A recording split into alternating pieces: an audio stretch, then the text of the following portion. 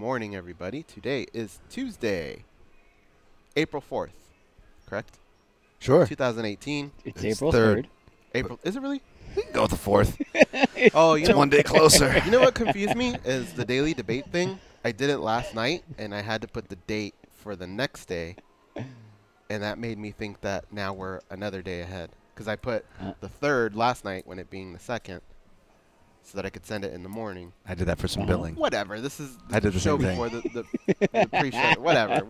We say stuff before the real show starts.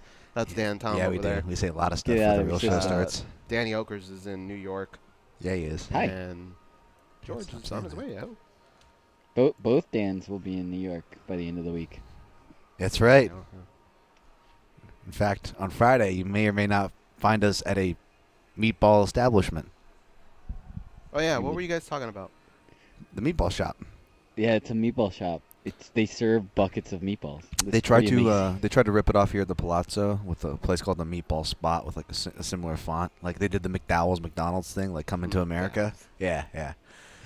So that's how you know it's legit, right? When you have people doing that to you. And it's good. You have a bunch of different assorted types of bowls with sauces, and you can get them in hoagies or by themselves or in buckets. They come in buckets, guys. Mr. Bucket. Like that, exactly. They have really good 2 minutes. risottos and side greens and off-the-menu mac and cheeses, kind of like a In-N-Out style in the sense of, you know, stuff you just got to know they have. And, Yeah, I'm hoping you're going to be a guide for that. a whiskey float, and Yeah. a whiskey float, which is what I love. It's like a root beer float with whiskey, vanilla liqueur, rye whiskey, a little bit of root beer, and this homemade vanilla ice cream. You know, with that just that real dairy just richness. Oh, it's amazing. Anyways, My right headphone went out. That's weird. I think you're just having an aneurysm. Goes, relax. Just kidding. That's it, Dan. That's actually much worse. I smell toast. Oh my I'm god. burning popcorn. Goes just falls.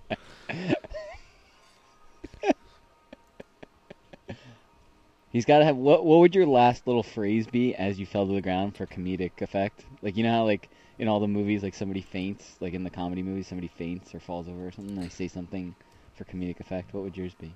By the way, coming up in a minute. Mine would be, I wish someone was around for comedic effect and for help because no one's around. Then I would fall. Hey, it's like a movie. Yeah. Probably, goodbye, everybody. I thought I was having that with my. What about this? Goes, I'll be back. And they Oh, yeah. Yeah, that'd probably be it. Yeah, I didn't think about that.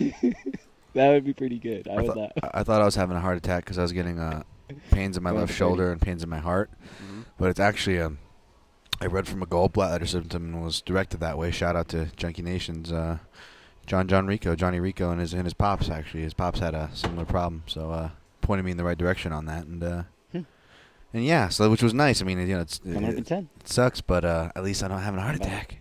Shout out, Johnny. Always a good thing.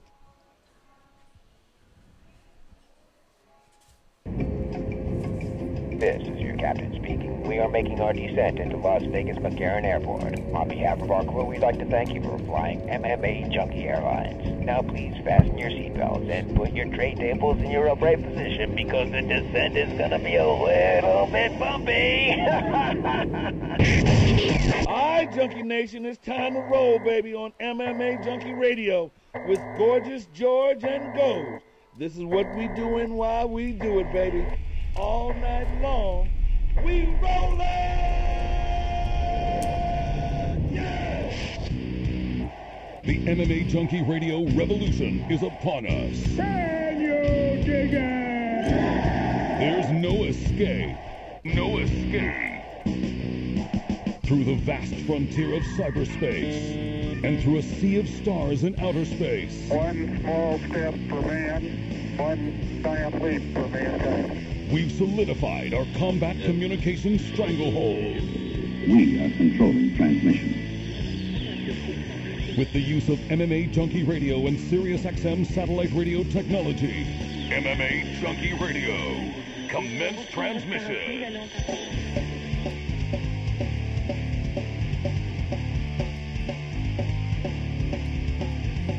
Live From MMA Junkie Radio HQ in the fight capital of the world, Las Vegas, Nevada, here are your hosts, Gorgeous George and Goes. From the fight capital of the world, inside the beautiful Mandalay Bay Racing Sportsbook, you are listening to the MMA Junkie Radio Show, the only show that matters. I'm your host, Gorgeous George. With me, as always, is the devious and dastardly Goes. He's our ace co-host. To my left, it's the fight analyst, Dan Tom. Back east, handling all the producing duties, Danny Otto. So, What's up? What's up? not much. Not much. Saw the first embedded. Getting excited. You know, the fighters are starting to fly in. A couple of the big-name fighters. It's too much going on. Tuesday's usually travel day. Right. But the big-name fighters are starting to get in early because New York's a huge hub, you know, for public relations and media and things like that. So the UFC, I'm sure, will allow these guys to come in a little early and just tackle, you know, take on some of this before they have to do their media obligations, which is usually an open workout of some sort somewhere in the Big Apple, and press conferences, which now they kind of have done away with that, and they just have what's called Ultimate Media Day, and then the president, Dana White, will show up and square them off. Kind of used to like the press conference seemed to me a little bit more official. Even if it was just the headliners and the president, it just seemed like more of a moment. And then everyone else can have the little Ultimate Media Day in a hotel ballroom, but whatever. That's what they've chosen to do. And then, you know, it's all about making the weights. It's all about making the weights, boys. And I know there's a lot of options out there with having an undisputed champion, an interim champion, and two guys fighting for an undisputed championship, one of which is a current champion from a lighter weight class who had the number crunch to realize if he could make 155 pounds or not. Oh, and then throw in Joanna Jędrzejczyk, who made weight last time, but used that as an excuse as to why she lost her title. So we want her to have a healthy weight cut and go in there because we want the best Joanna J against the best Rose so that there are no excuses. Now, I say that sarcastically because I remember UFC 205, that embedded, and seeing Joanna. She was at a Polish restaurant. She was eating something, and she just said, the weight cut is on point. So you're telling us all these things pre-fight, and then afterwards, it just sounds like an excuse. I really hope if she doesn't win, she can accept it. I don't want some sort of a Ronda Rousey meltdown, man. Losing's just a part of life, honestly. Save for maybe Floyd Mayweather and Calzaghe and who else? Marciano? Thunderlips. Thunderlips? Wasn't he like undefeated or something like that? Well, Undertaker even lost at WrestleMania. That's coming up, right, geeks? Yeah. And then, you know, I mean, it's just a part of life, honestly. It really is. Cael Sanderson, it didn't happen in college, but it happened when he wrestled international. So, whatever. It's so tough, though, because, like, you can be on point with your weight, and we've heard fighters tell us behind the scenes, like, everything was great until that last day it all just collapsed, right? Like, you never know. But you're right. You don't want to hear that afterwards. It kind of takes away from what the other person did. Takes away from the person that, you know, dotted up your chin, man. You know, that was their moment. And and so even past that, I really hope that everyone that loses, not just on Saturday, but going forward, regardless of the weight cut, regardless of the actual L that appears on Tapology and SureDog and MixedMartialArts.com and whatever other, you know, accredited spots there are, you know, that hold these records, these official records. Come to grips with it. You know, those people that say, I feel like I never lost. I understand when they say she's just keeping it warm. Okay, I've heard that one before. But the whole thing where I just mentally, I feel like I didn't lose. I'm still champion. I did that. You know, I don't know about all that, man. It's like, are you crazy or what? I feel like asking. Let me pose something to you because I just did that a couple weeks ago during March Madness. I placed a wager on a team, or on two teams, right? On the under for a game. The game was way under at the end of, and then when it went into overtime because someone hit a miraculous shot. Even in overtime, I still was under all the way to the last shot of overtime. And I lost because it went over, that shot. I told everyone, I feel like I made the right play. Like, I was right. You did. You called the game right. But at the end of the day, I had this. Mm-hmm. So, can you Because it's hard. kind of relate It's sometimes? hard to with- handicap for overtime. Really, I would say the only time that you can do that is in the early '90s. There were baseball games, especially the Atlanta Braves. They were involved in these games that were like 2-1, 1-0. Like the pitchers they were on point. Smoltz, Glavine. And so you almost had to account for like extra innings and bullpens and things like that, because a lot of games that was happening. Or maybe in football, like Pittsburgh and the Ravens back in the day, where you just knew the score was going to be like 10-10 or something. You know, actually, you know what's even a better example? In college football, a lot of teams, when they play each other close, there's the overtime where you can score. Now you can score. Now you can score. Now you can score. And you get screwed that way because those really, really shoot up. But for the most part, you can't handicap for an overtime. But for soccer a fighter, makes it clear. 90 minutes. You know, they don't say, hey, whoever wins. They go 90 minutes. So you have every right to go, man, I called it right. I felt like both teams have good defense. They slow their offenses. Therefore, I don't see a lot of scoring, blah, blah, blah. What about a fighter, though, that dominated 5 rounds, and at the Well, end see, he got okay. caught with an arm bar Yeah, or no, something someone like that? could feel good about so that. can you kind of But relate a could little Joanna bit? pull anything that – you saw the fight with Rose. Was there anything where you could say, yeah, I get you, dog. You're still the champ? No. Right? That's what I'm saying. No, especially in the matter Ronda that it Rousey, happened. same thing. When Ronda Rousey got posterized by Holly Holm, she said it to either Ellen or Oprah or somebody and said, I feel like I'm still undefeated. Mm-hmm. And the whole audience went like this. And even Oprah or Ellen or someone went, that's right. You're our champ. And raised your, you know, what the fuck is that? Yeah, no, I agree. That touching on what both of you guys are saying is that it's not so much the. I agree. I think some of the best weight cuts. The ones even with my own experience that I prepared for the best were the hardest ones. So I get that. I don't challenge Joanna there. When she was at the Polish restaurant, I believe her when she says that was for a promotion. I was doing my diet. Everybody knows that I'm disciplined. I believe her. So then when she talks now and says this is the best one ever, how can we believe her? Well, that's kind of that you can put on any fighter that says the basic question that every fighter gets in their fight camp. How is this? Best camp ever, right? It's like, well, we talk crap for that answer, but what do we want them to say? Oh, it was a bad camp? We're the ones asking them the question. So I believe that kind of cancels it out. But what I'm saying is that leading up to it, I believe it. And I think we should go easy on the criticism. But where I kind of, raise an eyebrow and where you guys, sounds like you guys raise an eyebrow too, more importantly, is the after stuff. I believe her in what she said before. That's fine. I can excuse that. But it's the after. It's how you deal with it. You can still say it was a bad way. The weight cut didn't go as planned. But you know what? She came out there and had her night. Hats off to her. I got to go out now and show that I'm the champion. I could probably give her that pass, too, if she didn't say all the other crazy stuff. When I Exactly. start hearing the other crazy stuff, I'm like, well, then who's to say you weren't talking out of your ass here, And, like, why are we to believe some of this other stuff? Or why are we to believe that you really tightened up your camp or you're about to tighten up your camp? That's true, too. And then, the whole blame on the nutritionist. The nutritionist, I haven't heard anything from their side, so it's like they took one on the chin. Who knows what? Maybe she could have just given that because she hasn't really given excuses in the past. Then again, she hasn't lost. But then when she started still close fights, though. saying things along the lines of, I'm still champ or whatever. Yeah, that's more worrisome. It's like, yeah. I don't know, man. I don't know about all that. It sucks when you really, enjoy covering an athlete. Like Ghost said, she has had close calls. She gave a lot of credit to Claudia Gadelha. She wanted to squash the beef. Claudia didn't want to. And I thought, wow, Joanna, I was on Joanna's side there. Like, the fight's over. All the talk, it's done. And Claudia just didn't want any part of it. It seems like more of that unreasonable stuff happens with the females. Women be tripping. What if she told you, George, I sell more pay-per-views this way? Would you take it then? Okay, but we have a job to do. We did not know that. I tell her. You can't be Joanna. Oh, you're going to be Joanna back to her? No, I wouldn't. I was just she'd joking. pop you in the nose. So what would you tell her?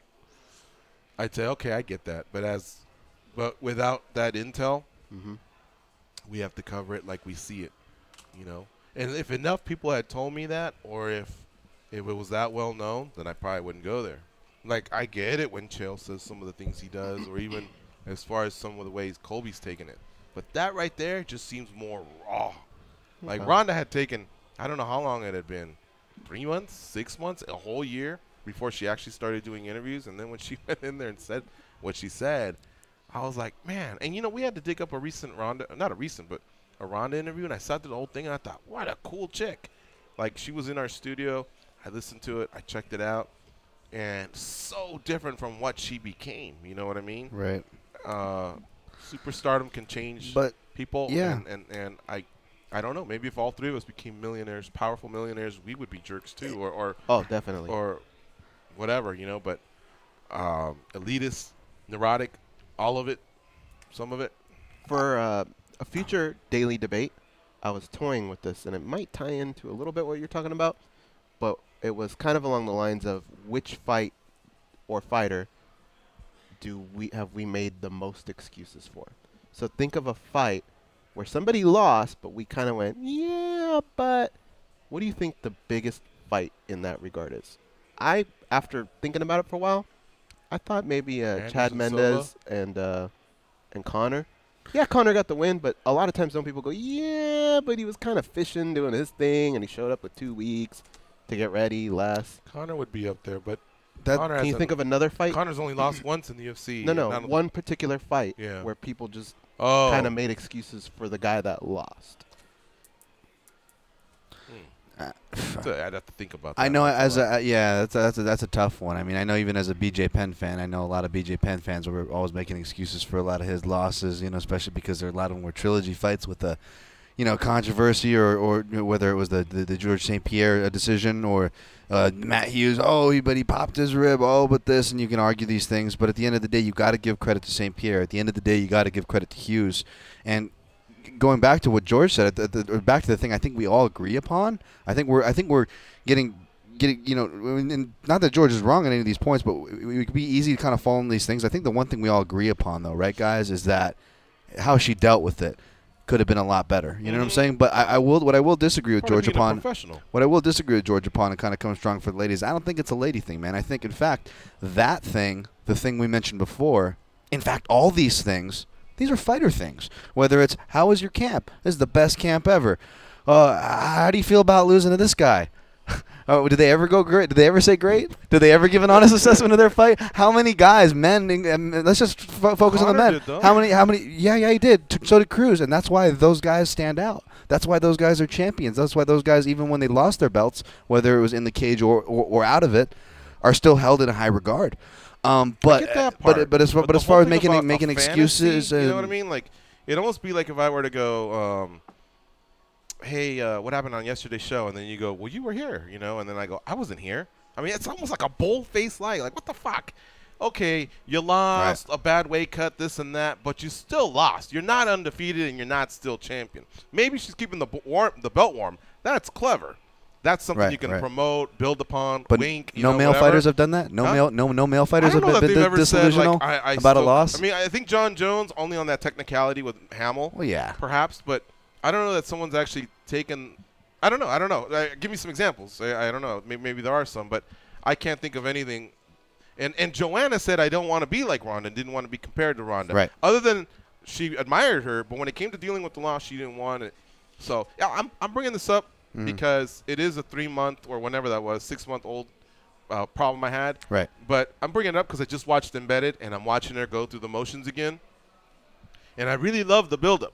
But it just, you know, and it I don't know. I want the athletes to know, too, and I'm sure Joanna's listening, that's why I'm saying this, that I think the way they conduct themselves can – you know, I think they can lose fans, too. And I think she's someone that loves her fans. I think so, too. But in defense, kind of back to Goza's example with the over, there are examples. And though it might seem like a far example to some people with a betting on an over to Joanna still explaining why she's champion. But if you look at actually, you know, whether you agree with it or not, first of all, I don't agree with it. Second of all, I agree. I don't like the way she dealt with it. Third of all, if we're going to tip the hand further, I'm actually picking against her because of this. So believe me, I'm not defending Joanna to defend Joanna here. There's a purpose to it, but we have to look at it. He kind of like goes as example of the over. There are examples of things, and I've seen her in just as many interviews. We can always hang on to the headlines. We accuse the fans of doing it, but we're all human. We can all hang on to the headlines. But if you look, she's actually acknowledged the loss just as much as she said these statements, whether we agree with them or not. I don't agree with them, but just as much as these statements of I still feel like I'm champion. Now, that might sound like I'm crazy, but you know what? You have to be a crazy person to A, step into that cage, B, to be as dedicated as hardworking as the crazy renowned stories that come out of American Top Team of her working harder. You're not wired like a normal human being to do that. You have to lie to yourself, right? We all say this. So maybe hers and her wording is a little bit different, and yeah, maybe some of those wordings and some of those attributes can be attributed because she's a female. After all, it's almost a completely different animal, right? We're talking about males and females here. So to your point, yeah, no, 100%. Not completely off base, but I will say again, at the theme, these are all things that all fighters deal with. All fighters are nuts to a degree of confidence that is blinding. I don't think we should be offended by that. It's a prerequisite to step in there, and that's all I'm saying. That's all I'm saying. I don't know if I'm offended, but turned off a little. Yeah, me too. We'll see how she handles it's turning this me away week from the pick, but yeah. This week, but I guess it's more of anything that what I'm hoping for is that if she loses this time, she can really just give props to the other woman and and be able to say, man, she's got my ticket. You know, she's got my number.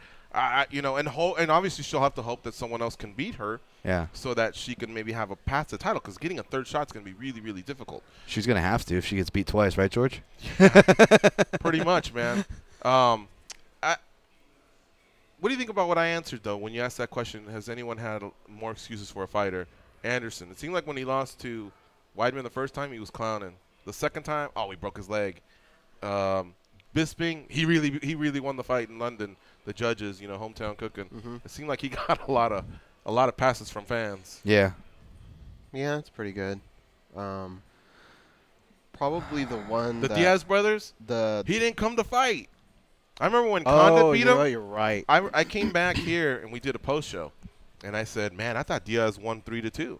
I rewatched it. It was 3-2 Condit. I thought they got it right actually, but Diaz fans robbery would not, was the word that they kept. They would not. They were not a robbery. They're like, but Diaz was moving forward. The other guy was running. But if you watch the fight, he just had great footwork, and he wanted to fight on his terms. And that's something that the Diaz brothers at times can have, is poor fighter IQ within the cage, because they're so stubborn, feeling like this is what a fight is. That's what boxing is, and that's what kickboxing is. But there's also wrestling, which kind of complements your jiu-jitsu, but your jiu-jitsu would be so much more potent if you were on top. Right now, Jason Lackey's seething, as I say. But that's the facts of it all, There's a lot of guys that have amazing jiu-jitsu and feel like, oh, well, if they take me to the ground, I'm a black belt in jiu-jitsu. That's cool, but the other guy's a brown belt, and guess what? He's an outstanding wrestler who knows most of the escapes or most of the spots where you're going to attack. And guess what? He's battering you with elbows and fists, and it can be pretty troublesome. You may want to work on takedown defense. Strong point. But the Diaz reminds me of, though, and I think this could be a trump card to go to the question answer, is Anderson Silva, Chris Weidman 1. I mean, there was a short time between Weidman 1 to Weidman 2, but tell me that didn't just spark the MMA world of he is clowning and even further questioning how good Weidman was or wasn't, where Anderson Silva was or wasn't, right? Well, in that fight, I will say this. Weidman had come off a 1-year layoff from the you're right, correct. Fight, yes, if I'm not mistaken. Yeah. And I felt like he had an adrenaline dump, and he was tiring. And granted, these guys have second and third wins, but Anderson, I think, felt that and figured, okay, I took his worst. I think he had gotten up from 2 takedowns, one in the first and one in the second. Right. And Weidman was just not able to get past that guard. Even when he used can openers, I mean, Anderson would just he's really, really tough to pass on. So Anderson's just rubbery at times. Anyway, they're standing, and then Anderson all of a sudden is just kicking away and having fun, and he probably felt like, I'm faster, I'm hitting harder, I have better hand-eye coordination. This is mine. And then he just 1, 2, 3, 4. I think Weidman's third punch was a back fist or something like that. And then all of a sudden he clips him, and he barely gets the end of it. And it's not even the hardest punch. Weidman threw harder punches at, and boom, he was out. Follows it up, boom, beats him up. The second time around, and I watched these guys really closely because they were having stuff with the win, the weigh-ins, the workouts. Anderson came in really good shape. He was pissed. He came in good shape, ready to get his title back. But the other guy did his preparation, you know. Now, had the fight played out, I'm anxious to see who would have won. And I'm not saying Weidman wouldn't have. And Weidman was in better shape. Now he wasn't rusty. And now he was confident. But at the same time, he knew how that first fight had went and what could happen. I mean, he was facing the GOAT at the time. And all of a sudden, boom, he leg kicks him, and the destruction, you know, it came through. Ray Longo told him, hey, you got to check those kicks. And he did, and he broke his leg, and that was that. And so a lot of people felt, well, but he broke his leg. We don't know how the fight would have played out. God bless Ray Longo. But, you know, luckily he backed it up. Exactly. And luckily he backed it up with a great fight with Machida, who Machida was fighting at his best at that time. I think he had another title defense against Vitor. You know, the Rockhold fight was going good for a while, and then he lost, and then that was it. But, you know, like I say, I feel anyone that had backup towards Anderson Silva, because I understand what they were saying. Yeah, there's a lot. Got to imagine there's a lot of fan attachment, and out of respect for the GOAT, I'm not going to make a joke out of you saying rubbery at times. I'm just saying, like, man, that dude is like very, very flexible. No, I know what you're saying. And the can opener usually works on most people. Right. And it's almost like his nervous system, man, his spine, like he wouldn't open up his guard. I mean, there was really nothing Weidman could do other than posture up. They even had a nice leg lock exchange, if I remember correctly. That part you're talking about too. Yeah. So, how do we get into this? Goes question. Our guest for today, by the way, will be Mike Brown, Chris Curtis, and Bobby Razik. So just to let you all know, it is fight week. Today's Tuesday. And by the way, we're only here today and tomorrow, and then that's it. Dan's off to Brooklyn to enjoy the fights. Myself and Goes, we're off to Norfolk, Virginia to visit the troops. And also our trip will culminate with enjoying the fights. We will be hosting a viewing party in Norfolk, Virginia, just outside of Norfolk, Virginia, Fort Eustis to be more exact. We will be joined by Eric Nixick, the Extreme Couture General Manager, and also head coach to fighters like Brian Caraway, Uriah Hall, Brad Tavares, Gray Maynard, even Keith Lee. Yeah, Keith Lee will co-host tomorrow. And nice. And he's making his debut. He's 21 finally. Oh, okay. Yeah, I was just thinking that. Yeah. And also joining us on the trip will be George Masvidal and Derek Lewis, the Black Beast.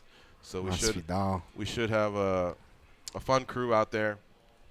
And we look forward to meeting you all if you are stationed at Fort Eustis, where we will be on Thursday, and we will return on Saturday, or Langley Air Base, where we'll be on Friday. All right, let's take a couple quick calls. No, let's take this break, and then when we come back, we'll take a couple quick calls before we get to our first guest, which will be Chris Curtis. And again, Bobby Razik and Mike Brown will join us. Razik, his film just dropped. It's called Mask. It's available on Google Play, Amazon. I saw it on iTunes as well. So Hulu, I believe, has it. And later on in this year, it'll be available on Netflix. It revolves around Charles Mask Lewis from Tap Out. So I'm anxious to see that. And we'll also talk to Mike Brown, who will be in the corner of Joanna Jędrzejczyk. So maybe we'll ask him a few of these questions, just how dialed in he's got her, and maybe what kind of psychological part he's had, you know, in her makeup, I guess, to be fair, because we are talking about his prized athlete. He's also the head coach to many athletes out there in American Top Team. So we'll talk to him about everything he's got going on. He's a busy guy. So stay close. It's the MMA Junkie Radio Show on Sirius XM, Rush 93.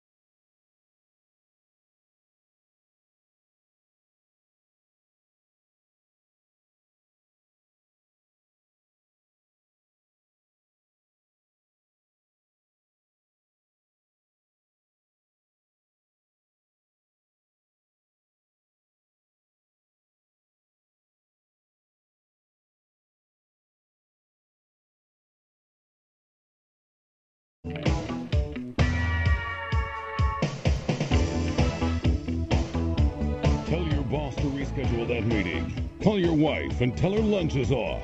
It's time for more MMA Junkie Radio with Gorgeous George and Goes. For the second time in 3 years, Villanova is on top of the college basketball world. React to the Wildcats' latest championship all day long on on ESPN Radio, SiriusXM 84, and on the SiriusXM app. And I'm saying that wrong. It's ESPNU Radio. And that's channel 84 again. Can I take credit? Congrats to the Villanova Wildcats. They blew out the Wolverines, man. Sure. I'm gonna do exactly what we were just making fun of people for. What? I'm gonna try and take a little credit. Before this tournament started, I told you I am gonna win that pool, right? You took second, huh? I took second. Yeah. But considering everything that happened in this crazy tournament, I think that's pretty noble to make it that far. Yeah, congrats. Did you get? Thanks. Did you get? And I got the champ right. Did you get your money back, or you actually pocket anything? No, I think it's just money back. Just your money back? Yeah. Yeah, I was hoping for more of a game. Early on, it was tight. You know, Both. the first like 15 minutes. Oh, actually, Michigan had like a 7-point lead at one point, but both the semifinals, the favorite covered, and same with the championship game. And I was having this conversation with, who was it? I think it may have been Sean Lennon from the Fight League Report. And I was telling him, if you like the favorite and you feel good about it, just roll with the favorite, man. Lay the points. Mm-hmm. If you like the dog, and you know I love to side with the dogs, take them on the money line. I just there are going to be times where we'll use the example of Villanova and Michigan. Michigan -5, they win. Villanova -5, they win 74-70. You'd be pissed at me. You'd be like, man, I took Michigan on the money line. I would have won if I took the +5. Yes, there will be many times that happens. But when you take the money line, there'll be times where you make more, considerably more than you would have made just by taking the +4. And by doing enough of those, it'll outweigh the other ones. Yeah, especially if you parlay. These odds just seem to multiply a lot. I don't know. There's just times where that they just win. There'll be times where you take the points 5 straight times, and each time the dog's winning straight up. So why not take those odds? They're right there being floated in front of you. Sports are very, very competitive at times, man. But like I say, the last 3 games in this tournament just didn't turn out that way. All right, Davey Doo. What an exciting week ahead, he's saying in Facebook. I agree. I'm getting more excited about Max Holloway and Habib. You know, if Max puts it on him, I mean, I think we'll all just rise out of our chairs if he can do something where all of a sudden Habib's staggering a little bit. Michael Johnson had that moment. You guys turning your picks yet? I didn't, but my pick's already out there. So for this fight, I haven't yet. But can he do that? You know, I don't know. This isn't even the best Max Holloway that we'll be seeing. That's the problem I'm having, man. It's just getting excited about it, and then for about 10 seconds, and then letting reality set in, and just knowing, what if Habib walks through that, or takes his best punch, or just gets that dude down, you know, the punishment that he's going to be putting on him. And you know what? I've seen a lot of people saying, wow, this is turning out to be a bad call. The UFC may be, you know, taking him and allowing him to get slaughtered like that when we could just be getting a solid Holloway Ortega matchup in about 2-3 months. You know, I understand that point. Also, Scott Blewett says, would love you guys to join one of our fight parties. Well, let us know where your fight parties are. Maybe one day we can do that. Jason Ford, ha ha ha, there you go. Fuck the Diaz brothers. Dude, you know what's okay? I did a poll in our combat chat today, George. Yeah, and it's funny because you kind of brought something up about this, and it said, which junkie is least likely to ever change their stance on their ride or die view? Okay. And you may choose 3 options. To validate what you said, number 1 is Jason Lackey supporting anything scrap pack. Number 2 is Blake's stance on gun control. And right now, number 3 you mean is the constitutionalist, Blake? Number 3 is Jason Ford's hate for Bellator. But the rest of them are Goz's grudge with It Is What It Is, Howie D's love for rap music, Matt Erickson's disdain for Donald Trump, Beaver Rob's disgust for religion, Sam Alljam's love for anything East Coast, and Jason Ford, again, appears on the list with his hate for the Diaz brothers. Oh, he hates the Diaz brothers. I didn't know You never noticed that? He's always on the other side of the Diaz brothers. I just know that he That he hates Bellator. I didn't know he hated the Diaz brothers. Mm. Why did he throw the Bellator viewing party then? That's what. Oh, throws me off. and yeah, that is kind of weird. If you got, I was trying to see if I couldn't, if I forgot some of these, and I went through Jason Ford's timeline. Dude's like walking in the devil's anus, dude. Everything is just he hates this, he hates that. This is dumb, this is dumb. He must just sit there all day and just hope somebody says something. And he needs to see. He's got all kinds of he fishing needs lines out there. The This dictionary. is him all day. The dictionary, man. Somebody handed to him and circled never and always. Everything's never and always. Walking like in the devil's anus. Sorry, that sounds like one of the songs that Ford suggest for the really. listener suggestions. Marco from Slayer. Waco, what's up, bud? Marco from Waco. I didn't make the list, man. What's up? Hey, one of the biggest excuse makers ever, Tito Ortiz, man. Oh, my neck hurts, my spine. I feel this, I feel that. It was never his own foul, man. Yeah. Close second, Quinto Rapids Jackson. But Ghost said. They don't fight the. Yeah, no, I hear what you're saying, but those guys are making excuses for themselves. I think Ghost said fans that make excuses for the fighters. Oh man, you ever hear the Quinto Jackson fans, man?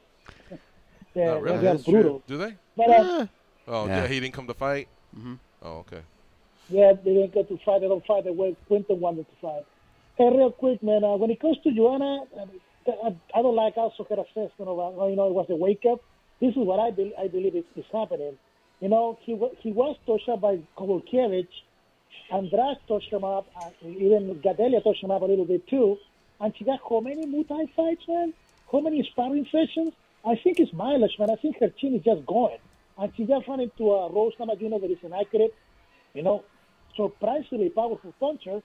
And it's just catching up with her, man. And she just maybe don't want to accept that. If she gets knocked out this time, remember like what happened to Chuck Liddell? It took one and then it started she started falling apart every time they touched his chin. Yeah. One last thing, dude. Homeboy Anthony Pettis, man. I was there in Dallas when RDA took his soul. The dude hasn't been the same, man.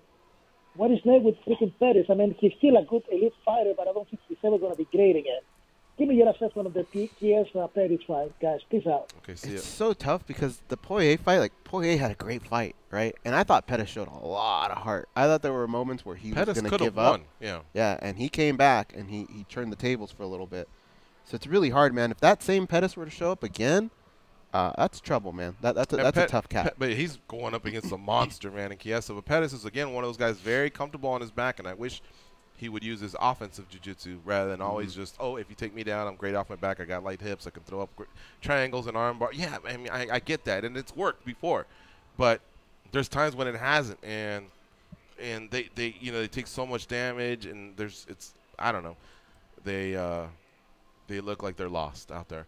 I do want to say this. We have to take a break, and I just forgot my other point.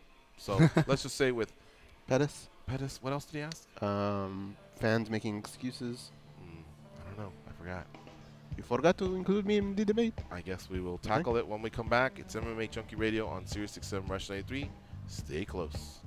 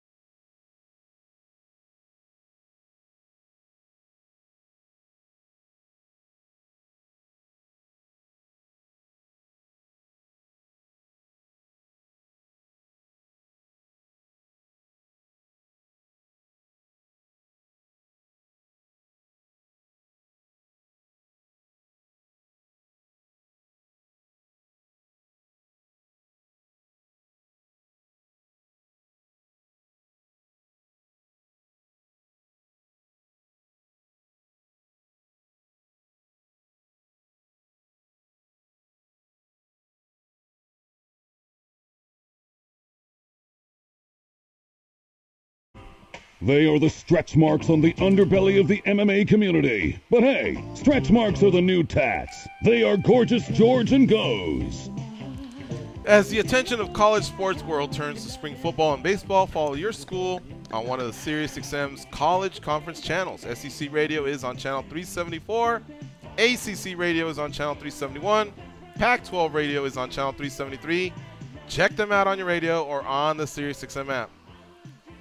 Okay. If you guys ever play that song again, I think I may quit the show. It's bands that start with the letter W. How do you not include Wham? There's got to be another song by Wham that's less... They're all like that. Nobody ever goes, here comes Wham's hardcore song. Like, they're all like that, man. Every song. Oh, man. I know, but... But you had a Wham album. I did, but I it's like I just invited a new fighter that I just met. Chris Curtis is on the show here. He's going to join us now. And I said, come on over. Man, we got to listen to some hip-hop or some rock and roll or something where, like, I go, hey, I got a punching bag. Want me to hold it while you kick it and punch it? Mm-hmm. We're not going to do that to Wham. Yeah, but every show he goes on has that kind of music. That's why we're trying to kind of change things up for him. Is he still there, Danny, or did he hang up? Still there. He's still there. Wait. Before you go to him, can we guess if he even liked that song or not? Fuck no, he don't like that. So he don't even know who it is. And once we tell him who it is, I guarantee you he did not like that song. I think Chris found it refreshing. Let's find out. What's up, Chris? How you doing? Hey, what's up, guys? How you doing? Did you like that bullshit we were just playing? It's Wham, man. No one likes Wham. Come on, Chris. It's one of those things that's best forgotten in history, man. You gotta let it go. Yeah, man, I'm telling you. Look, I'm not saying the song didn't have its play at some point in history and that people, got their groove on or whatever or watched it on MTV, but it just shouldn't appear on a fight show is my point. you know, he's got a point there. You got to mix it up. Keep him guessing. Yeah, see? Hey, Chris, you're right in the fence here. Which side are you on? Keep them guessing or lose the song. It's your call, man. You know what? I'll say keep them guessing because in fights, I've walked out to Ricky Martin. I've walked out to Taylor Swift. Like, I can't. Who am I to judge any man's music choice? Will you walk out to Wham for your next fight? God, no. No. I'm not That's where you draw the line, Taylor Swift. Yeah, Ricky Martin, he's hard, huh? Yeah. That gets the crowd pumping, but Wham, you might lose him at that point. Hey, Living La Vida Loca is an American classic and treasure. You leave that alone. All right, this is Chris Curtis on the line here. He's facing Jason Norwood, and that fight is taking place on Friday on Access TV, which is channel 340 if you have DirecTV like Goes and myself. Otherwise, check your local listings. They're at the Twin River Casino in Lincoln, Rhode Island. And Curtis, 17-5 overall, man. So you're at the point here where this is a main event. These are all these are big fights. And we know that main event fights on Access TV can sometimes lead to even bigger opportunities. Yeah, man, that's a point in my career with title defenses and everything to where potentially every good performance can get me noticed. So this is my second title defense, technically my third, but it's really my second. And the goal is I keep let's set them up, I knock them down, and hopefully I do it well enough. Or so many times that they're like, oh, hey, we'll pay this kid to fight in a big show. So not the most original plan, but still what I got. What do you think has been the holdup for you not being in the bigger shows yet? And it's a combination of the universe hates me, and I just got bad luck, man. Like I thought I was so close, and then I had that really bad decision, that terrible decision lost to Sean Burrell, which set me back. But then I don't know, man. I've seen guys I've beaten have gotten that call. I don't know, man. Like I did in a past life, I did something. I may have killed like a pope or something in a past life, and it's just karma's just kicking me in the balls. Mm-hmm. Do you feel like you're ready for the UFC or Bellator if they were to come calling? I fight. Carlos Condit's out of his fight Saturday. I'll fight. Like I've done this every day of my life for the last 11 years. I train full time. This is my job. This is what I do. I train with some of the best guys, on the planet. you know, if I'm not ready now, when am I ever going to be ready? Right. And so no disrespect here. You're right. It's Matt Brown that's out, and Carlos Condit needs an opponent. Either that or maybe I misunderstood. But do you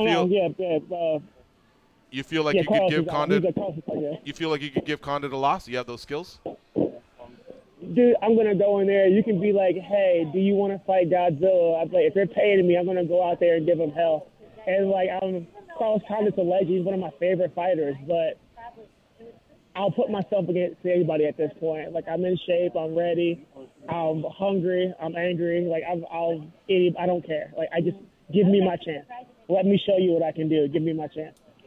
Chris Curtis, our guest here on MMA Junkie Radio. He headlines CES 49, and that takes place on Friday, this Friday, April 5th, and he will be opposed by Jason Norwood. Chris is 17-5 overall, and he will be defending his welterweight title. All right, Goes, what do you have for the Action Man? Chris, that last loss, you brought it up. A lot of people had it going your way. You've actually beat him before in the past. Were you able to just kind of brush that off because you felt that you won the fight, or did it kind of stick with you for a while? It left a bad taste, but I wasn't upset about it. Like, I was upset about it, but it didn't, like, mess me up because, you know, you watch that fight, he knows he lost. He shakes his head. All of his coaches are, like, shaking their head. They knew he lost. Like, you know, if you get a hop on Twitter, even Twitter's like, you know, his teammates are like, hey, we'll take it any way we can get it. He knows he lost. I walked past him in the dressing room, going to my dressing room. He's on the couch with ice bags over his eyes, whining, moaning like a little girl. Like, he knows he lost. The entire world knows he lost. I don't know who got paid off or what people were watching, but I beat him. I beat him twice in my mind. I'm not worried about him. Yeah, you can't beat me. You can't make weight. I'm not worried about him. You take that away, that loss away, it would be 7 straight. And the way you've been fighting and the way you've been getting victories, you've been doing different things in every fight. How much have you been changing these training camps from fight to fight? How much do you feel like you're still learning at this point? It's crazy, man. Like, I don't really feel like I'm changing my training so much in camp, so much as that, like, I'm out here at Quest right now, and I'm still learning as a fighter. And I thought back home in Ohio, I kind of maxed out where I was going to be, but now I'm out here with, you've got Dan Henderson, Tarek Seferdine, Sale Malvi, Tom Glickio's here. There's just a ton of people. Fernando Gonzalez, Sean Strickland. There's so much talent that it's just making me, I'm leveling up. Like, I'm just getting to the next level every time I go through camp. Dan Tom, our fight analyst, he's got a couple for you. What do you have, Dan, for Chris Curtis? Chris Curtis, so you're listed as Team Vision on SureDog. Now you're with Team Quest. You could say you were on a vision quest of sorts, huh? I haven't been with Team Vision in like 4 years. That's the first I am. And then I'm at Quest. But yeah, this has been my vision quest. Well, right on, man. And there's, like you said, there's a lot of great guys in or around your weight class there in that scene, in that particular gym for sure. But I got to ask you, the Action Man, is there a story behind that, Chris? I actually had the Action Man before I started fighting. I got it when I was in high school. If you don't know, the Action Man used to be a cartoon, like a cartoon series. And his special power was, like, he could, like, in stressful situations, he could do some crazy stuff. He slow time down and, like, think about his options. This came because I was at this girl's house in high school, and my boys were outside, watching out, and her dad shows up.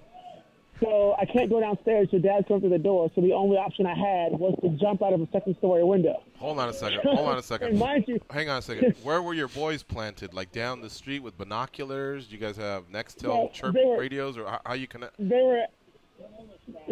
were at the house next door, and they text me like her dad's coming. Okay. And they were parked out front.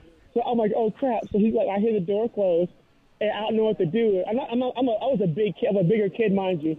So in my infinite wisdom, I like jump out of her window, hit the roof, jump off the roof, thinking I'm Spider-Man. I'm like, I'll catch this branch in this tree. I'm like 220 pounds. I hit the branch. The branch breaks. So like I'm tumbling down this tree. I hit the ground, but I hit the ground in a roll and like run down the street rolling. And like they're just dying in the car laughing. This is the most ridiculous thing we've done. And it was just ridiculous. And one of my buddies made the nickname Action Man from the cartoon, and it's been there since. Wow! And so you got away with it, or did the pops hear branches breaking? Completely got away with it. Completely got away with it. I don't think he ever questioned what happened. I mean, maybe they got big raccoons. I don't know. But I almost died, but I've made it. And I got away scot-free. Hey, let me take you back to the 80s real quick. I was watching House Party, and there's a scene similar to that. It's a movie from the late 80s. Yeah. And if you haven't seen it. I know House Party. Yeah. You just took me back to that, and I just watched. I haven't finished the movie, but I found it online, so I was checking it out. Sorry, Dan. Go ahead. What else you got? No, that's awesome. So essentially, Action Man actually is more comes from being an action man with the ladies, not actually from the inside the cage. Well, that day he wasn't getting much action. Everything ended soon. Yeah. It wasn't even a successful venture. It was just an awesome escape, though. Wow. Well, back to your roots, but maybe more on the martial arts side. What is it that maybe got you into martial arts that led you down this path of cage fighting, my friend? Oh, easily. When I was younger, how old was I? Like, I always loved video. I'm a video game guy. I'm a big nerd at heart. So I started playing like Mortal Kombat, Virtual Fighter, Street Fighter, and then those are my things. Then I was like in second or third grade. I discovered Tekken and Dragon Ball Z, and I'm like, well, I want to fight people. So that started my martial arts journey was Tekken and Dragon Ball Z. Who was your player in Tekken? Who'd you use? Dude, so I started out with in the original Tekken. I started out with Kazuma, and then Kazuya. And then I moved on to Brian Fury, King, and Craig Marduk, and now I can play the entire roster now pretty much. Dude, I'm a huge Tekken head. We gotta get him with Uriah Hall. Yeah. He loves those two games. Yeah, the first character he mentioned is one of the only characters, video game characters I know of that you can actually make him have a heart attack by making him spin too much. Really? Yeah, there's a little glitch in the game, right? That's awesome, Chris. Oh, God. That's awesome, Chris. That's hilarious. Yeah. Well, listen, man, great to get to know you here. And what a damn shame that I think either last week or the week before they were in Morongo. They should have had you on that card rather than flying you all the way to Rhode Island. Oh, no, excuse me, you're fighting for CES. Yeah, and that fight was LFA. I apologize.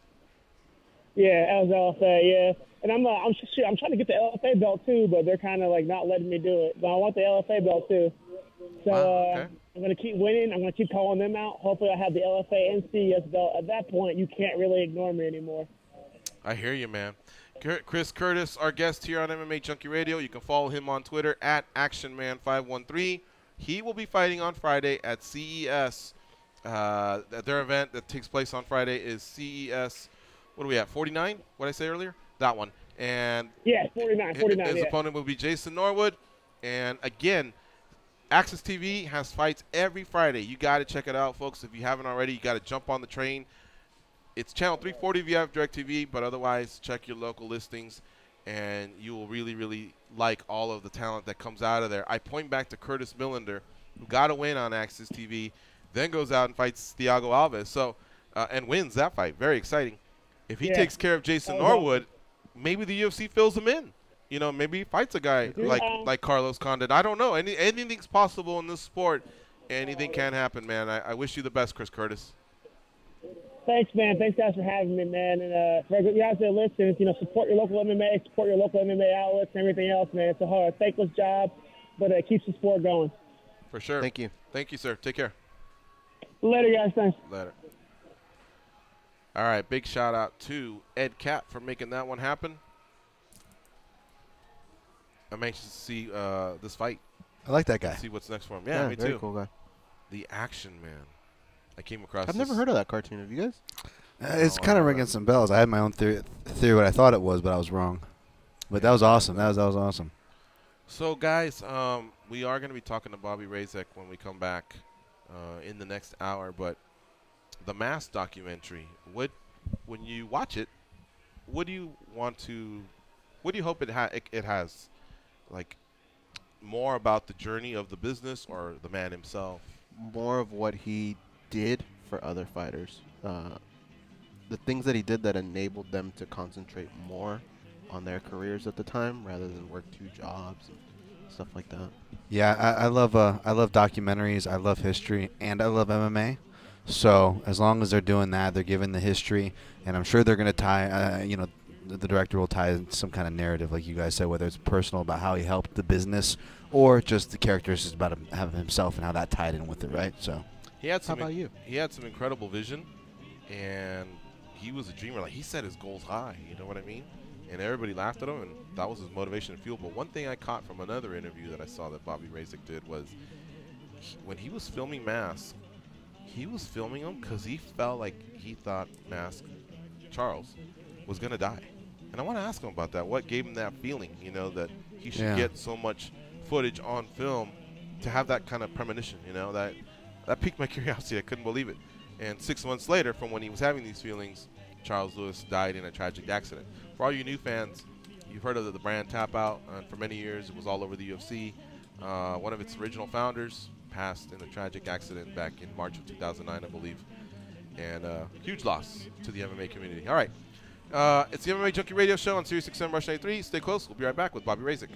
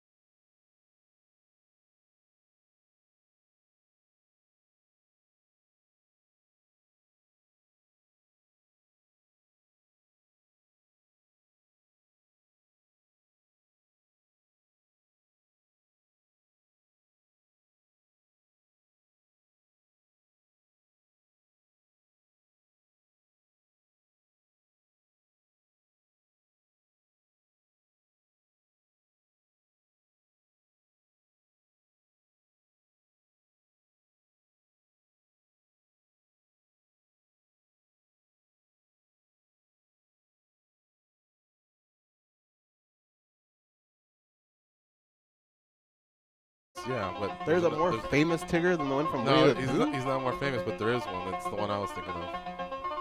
Nah. From Roadhouse. Oh, yeah. The big fat guy? Yeah. That's a good one. It's a bad guy of a movie. He was.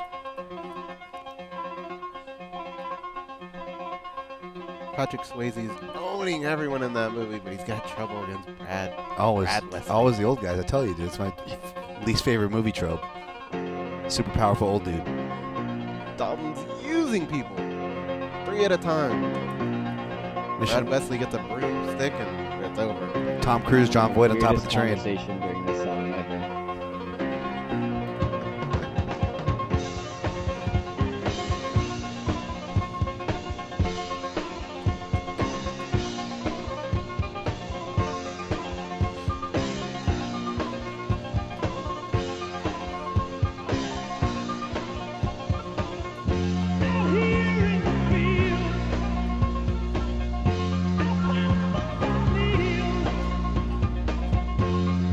I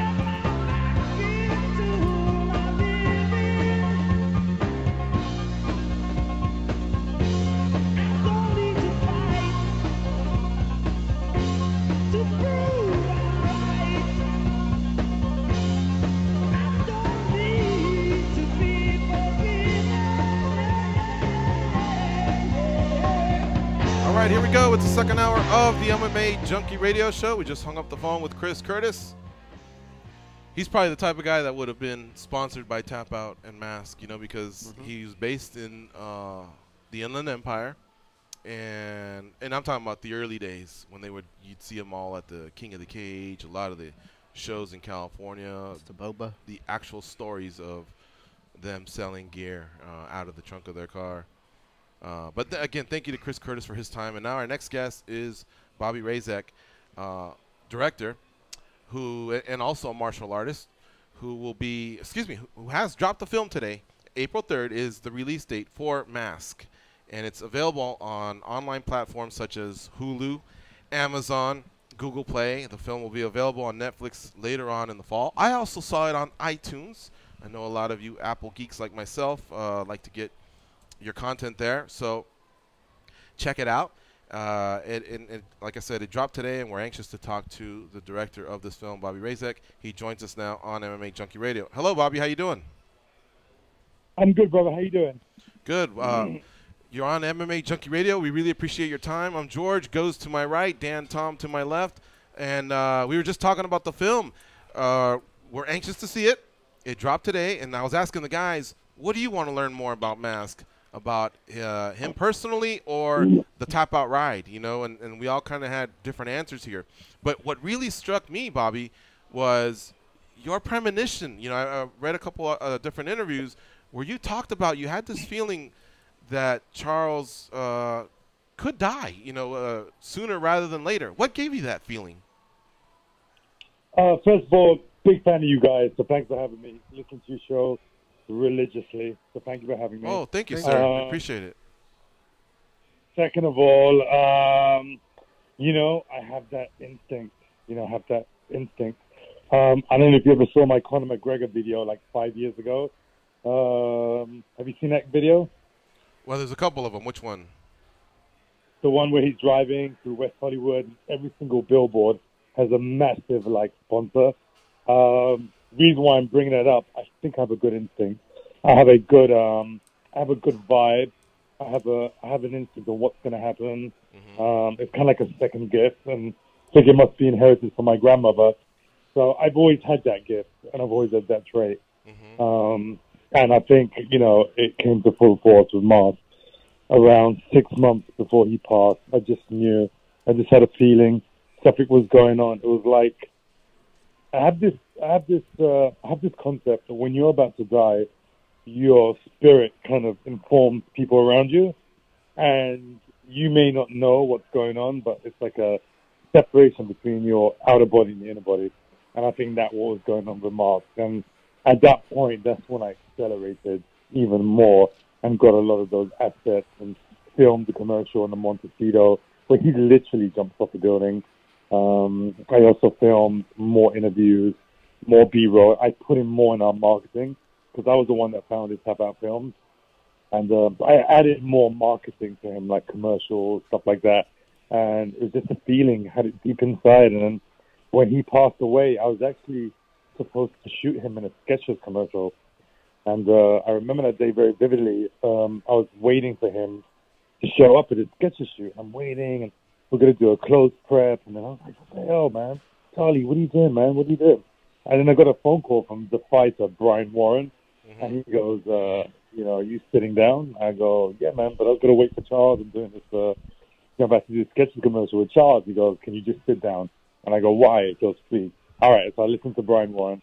I sat down. He told me the story, and he told me that Charles had passed, and it was just like, you know, it was just a crazy, eerie experience. Did he know that you felt that he was going to pass away soon? Did him or even the other guys know that you had those feelings? No, because I don't really tell. I don't really. If I feel something like that, I don't really tell them. Like, don't worry, you're going to be alive soon. Oh my god! Yeah, I'm hopping on a plane tomorrow. Don't leave the house. Like, no. They wouldn't have known. I guess what I meant was, in any way, did you ever go, hey, slow down, Charles, or Charlie, like you called him, you know, enjoy life, or things like that, you know, anything just to let him know whether you felt like he was, no pun intended, Yes. just moving in the fast lane too much or anything like that, or too reckless. I don't know. Yes, I did. I was telling him a lot. I want to secure your legacy because as with our commercial campaigns, we'd always try to get top tier fighters and go ahead and put them in our programming, our commercials.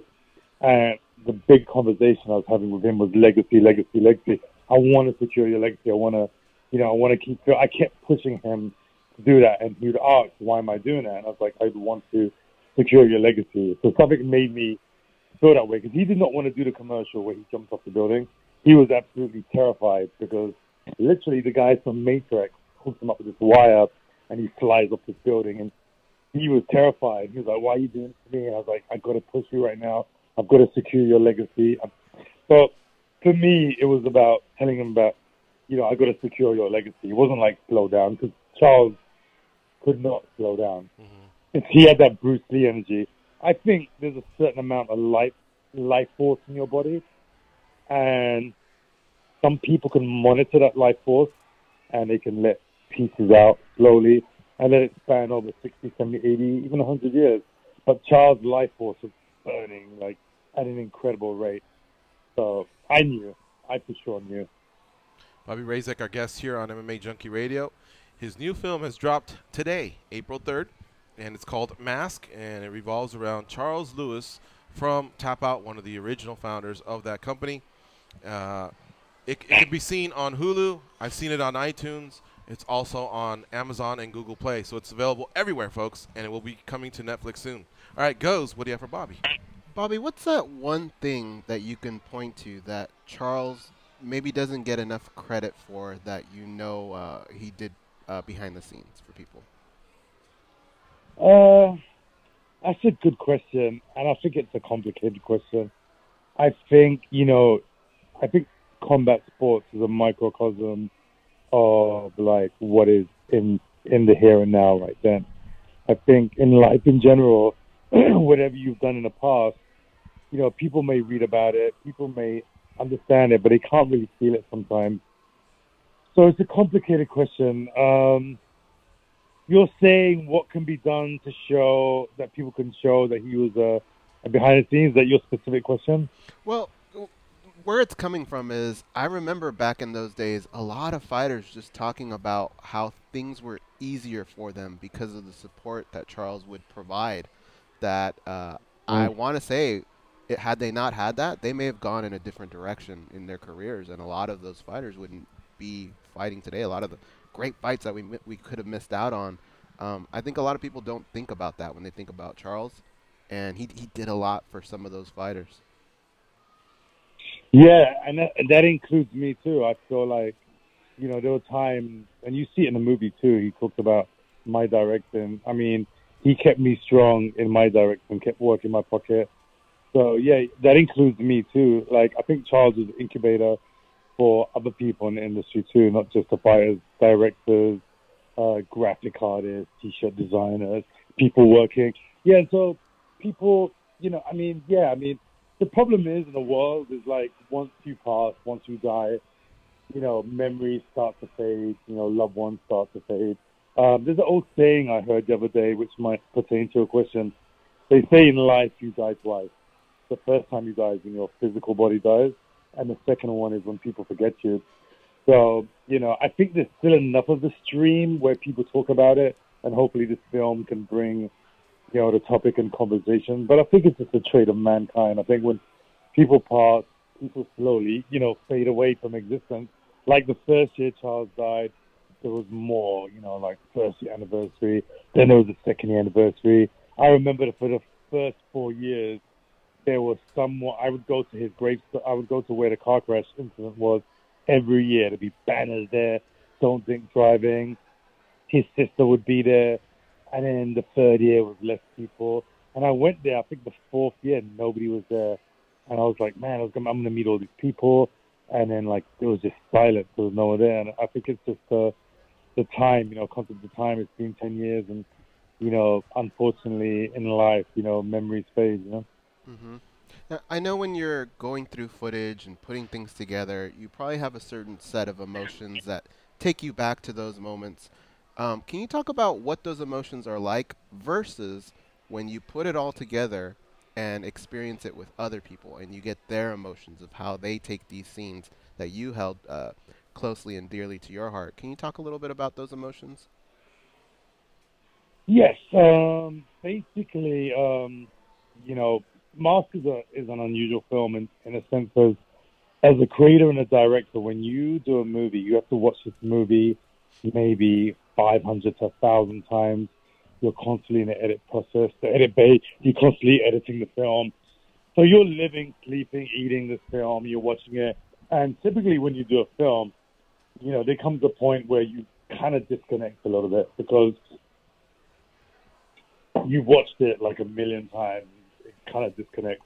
Mask is the only film that I ever did where every time I screened it and I watched it in its entirety, it always felt like a spear to my heart. I've never got used to watching Mask. I just did a premiere on Friday, and I could feel the emotion in the room, and it kind of bring it back up again. And even when I watch it by myself, because I had to do a lot of QC for Amazon, Netflix, and make sure there's no like audio errors or color correction glyphs, and everything's perfect. And even when I had to watch it like around 30 times, maybe 50 times, like 6 weeks ago, 2 months ago, it was still bringing up this crazy, weird emotion. So I think Mask will always be a film where it's always going to impact me as a director watching it. It's like I'm watching like an outside fan, or like I'm watching like an outside person on this documentary. I've never got used to watching it, and that's very, very, very bizarre. And probably because I was so close to the guy too. But another thing too, I think Charles would have been a little bit upset with me doing this movie. He was highly, highly private, and I revealed, some very private things about Charles, sexual abuse, stuff like peeing in the bed up until he was 15, stuff that he would not have wanted anyone to know about, because he always was creating this aura and power Mask, and he never wanted anyone to really know who he was. So I felt too that if Charles saw this movie, he would be like, "Come here, Bobby, I'm gonna give you a slap." You know what I mean? Because like he would not have wanted that. But as a documentarian, you know what I mean, bro? I had to kind of step outside there and treat it as a subject matter. So it was definitely a complex, emotional ride for me. Bobby Razik, our guest here on MMA Junkie Radio. His film Mask has dropped today. Catch it on Hulu, Amazon, Google Play, iTunes, soon coming to Netflix. Our fight analyst, Dan Tom's got a couple for you. Dan, what do you have for Bobby Razik? Bobby, I imagine many are going to be really excited to unpack this, but I actually got a question for you. As a martial artist yourself, and as somebody who's a director, I myself obviously into martial arts, but actually studied film, very much into film, movies, and maybe more on the acting side of it, but definitely appreciation for the creation and the facilitation, the directors do. But tell me about yourself. What came first, the chicken or the egg, or was it like many? It kind of came at the same time as far as your inspiration for martial arts and for film. Martial arts and fighting came first. I saw a Bruce Lee poster when I was 6 years old with my father, and it was a really expensive poster. So I begged him for like 2 months, and he bought the poster for me. And I studied martial arts. I did judo from when I was 6. Kyokushin karate, Thai boxing. I have a black belt in jiu-jitsu, Higan Machada. I've competed in MMA. I fought on the ring many times. Actually, I was the UK ring champion very briefly. I think I fought in an undercard ring with Overeem. Not Valentine Overeem back in the day in the UK. I fought in, Thai boxing, kickboxing. So yeah, I always, came as a martial artist and a fighter first. And I think as I progressed, I had two loves growing up, martial arts and movies. I think it was just autonomous that they would kind of connect. But martial arts and fighting to me is very similar to being a director. I feel, and I worked with Mark Kerr recently, and if you saw that piece for Sports Illustrated, and Mark told me that, in his body, he only had 27 to 26 fights. that was all his life force had.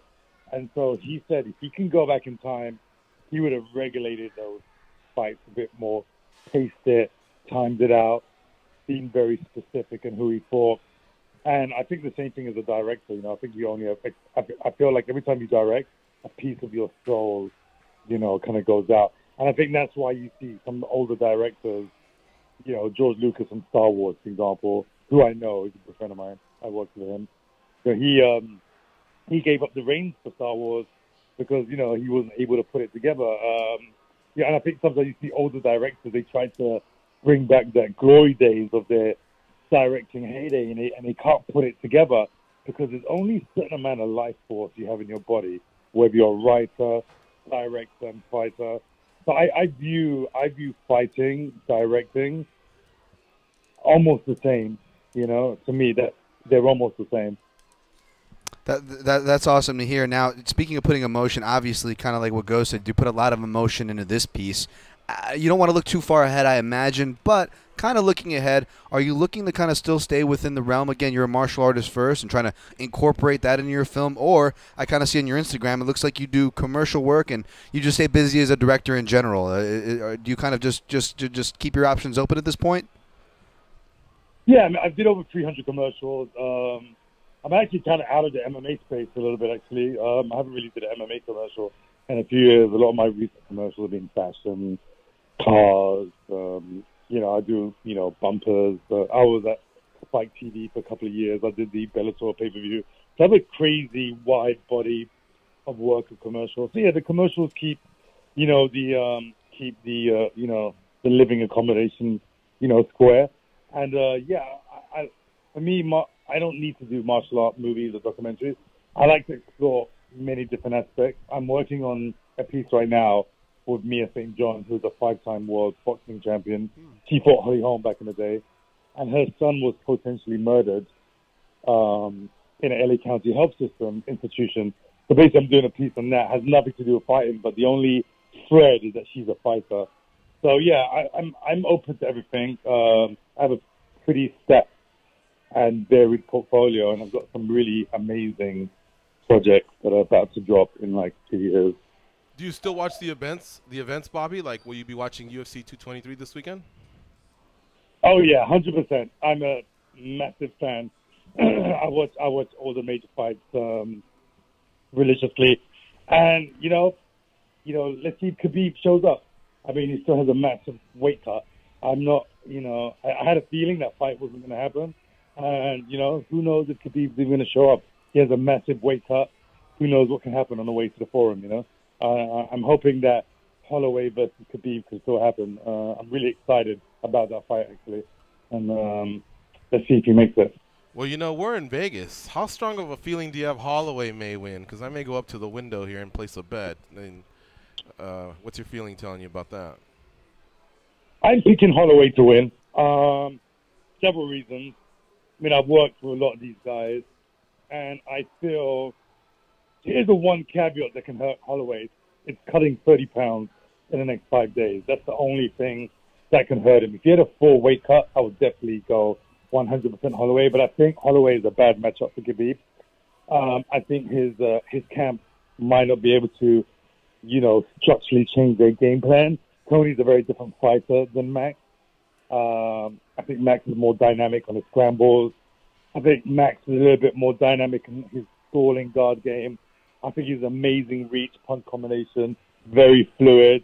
I think, Khabib is a little bit of a one-punch pony with the ground and pound and the takedown and the wrestling. And he does that very efficiently, but he's not fighting Tony Ferguson. So whether, his camp can really, adjust his game plan slightly for like a fighter like Holloway that brings different tools. But I'm leaning towards Holloway. I think Max is incredible. I think he has amazing foot speed. He's very tall, good reach, good punching power, can move, great scramble. The one problem is the 6-day, 5-day, 30-pound weight cut and a 6-day notice. I mean, that's asking a lot of anyone. You know what I mean? Yeah, coming off an injury too. If you were front row, if this Saturday you were front row in Brooklyn and Mask was sitting next to you, tell me one thing he would tell you that he liked. We're now 9 years later from his passing about that UFC event, and tell me one thing you think he'd tell you that he doesn't like about the UFC 9 years later. I think he would have loved where the UFC went. He would be like, Bobby, I love that I can get a coffee and, I can watch a fight card on a Sunday morning. That would have absolutely thrilled him. I think he would have loved seeing all these incredible matchups. I think the Mayweather-McGregor fight would have thrilled him. Mm-hmm. I think he would have been 100% behind, Conor. I think he would have loved to know that this sport now is mainstream. You don't need to explain to someone what MMA or UFC. Back when he was alive, it wasn't mainstream. You still had to explain MMA, mixed martial arts, is this. So he'd be like, man, Bobby, I'm just thrilled that this sport is becoming more and more mainstream, and there's more media around it, and it's more hype, and big, national syndicated channels are covering it, ESPN, LA Times.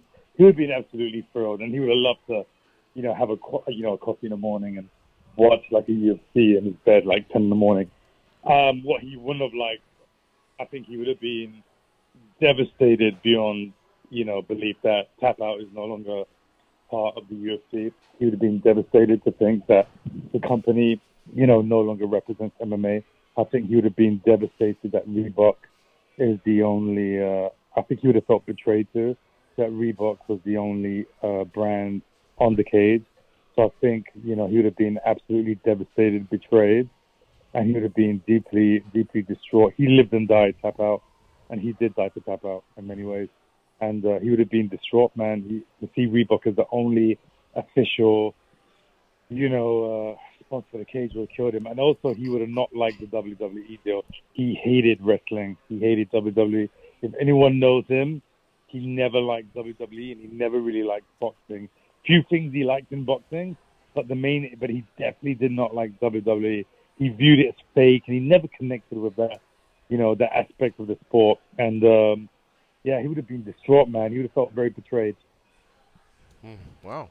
All right, I did not know that. I remember in university going to class, and anytime I had a class where somebody wore a Tap Out shirt, it was kind of like a beacon for an MMA fan to just, you kind of gave each other a look. Mm-hmm. You like this too, this sport? Mm-hmm. And that's how I would connect with people in school. Yeah. Very rarely would you ever get someone that just said, oh, my mom gave me this or something, right? It was always like a hardcore MMA fan, and you would just see their eyes light up the second you talked to them and found out that they were right an away. MMA You can go, who do you like this weekend? Yeah, and then you could finally have these nerd conversations that you could only have with a select group of people. But that was the way that I would identify them in school. Yeah, that's how huge Tap Out became. Bobby, thank you very much for the time. We really appreciate it. Congratulations. Can't wait to watch this. I'm flying to Virginia tomorrow, so I'll be watching this on the plane. Folks, Mask comes out today. Came out today on Hulu, Amazon, Google Play, and I got it on iTunes. It'll also be available on Netflix later this fall. Thank you very much, Bobby, for the time. We really appreciate it, and thank you for the chat. Thank you, brothers. Great show. Love your show. Thank you, sir. Thank you. All right, take care. Bye-bye. Bye. That's Bobby Razik. Follow him on Twitter, just like his name, at Bobby Razik, and it's BOBBYRAZAK. We're going to take a break. You're listening to MMA Junkie Radio on Sirius XM Rush 93. Fingers crossed. I think we're going to get Mike Brown. We'll see.